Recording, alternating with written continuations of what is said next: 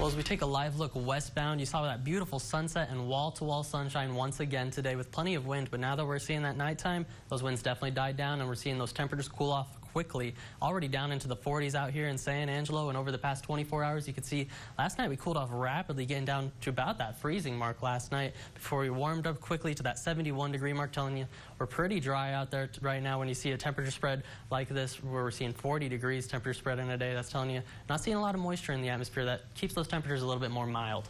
As we look right now, we're sitting at that 50-degree mark, getting down into the 40s around the region right now, 47 in Junction, 46 as well around the region. And as we get a good look out there, you see some of these warmer temperatures holding off in our eastern region, 61 over there in Rochelle, 59 in Lone, and then 50 degrees here in San Angelo, with some of those 40s hanging off further to the west as we see a fair spread in the dew points from the 30s to the 20s as we make our way further west in the region right now, where you're seeing quicker cooling as we go into tonight, and we're going to see those temperatures drop rapidly.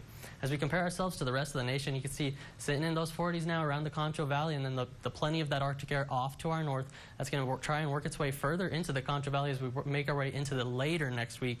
Unfortunately, we've got to deal with a warm-up going into the middle of this next week before we can get to that more Christmas time kind of feeling. As we look at the moisture tracker, noticing this light green area around that Missouri region, if you notice, it's a nice little swirl. That's actually a weak low pressure system that's going to drag a weak cold front through the Concho Valley tonight, and we actually had a couple weak low pressure systems go through there. That's going to help keep us in those upper 60s this week, so hopefully keep most of us out of those 70s for the early part of the week.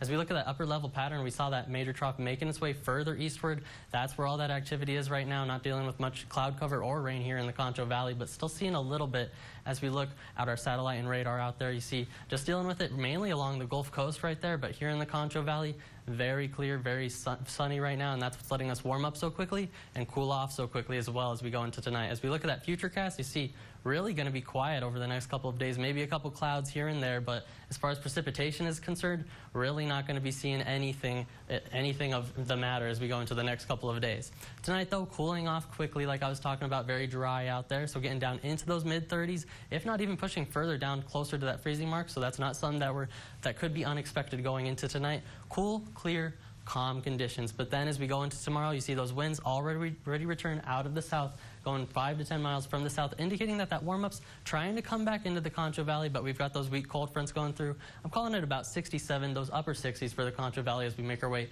into tomorrow. So that's what we could expect, a beautiful day, so make sure you could get out there, get some of those holiday errands out of the way if you have a chance.